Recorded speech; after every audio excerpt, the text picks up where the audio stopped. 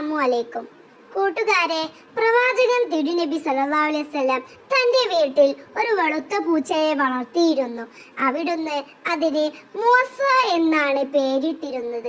പ്രവാചകന് ആ പൂച്ചയോട് വലിയ സ്നേഹമായിരുന്നു. ഒരു ദിവസം അടുത്തുള്ള പള്ളിയിൽ പ്രാർത്ഥനക്കായി പോവാൻ ഒരുങ്ങുകയായിരുന്നു പ്രവാചകൻ.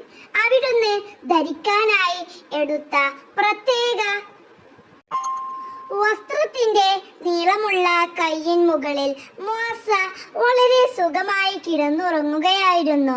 പ്രാർത്ഥനയ്ക്ക് സമയമായി പോവുകയും വേണം.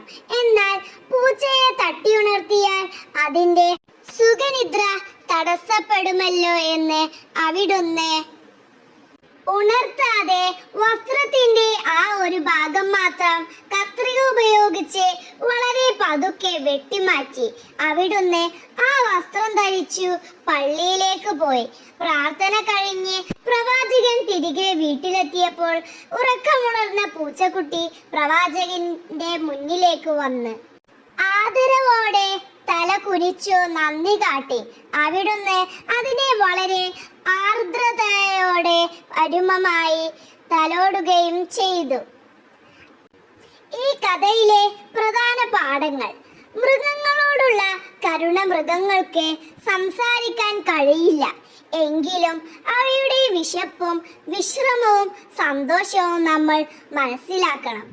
ലളിതമായ സ്നേഹം.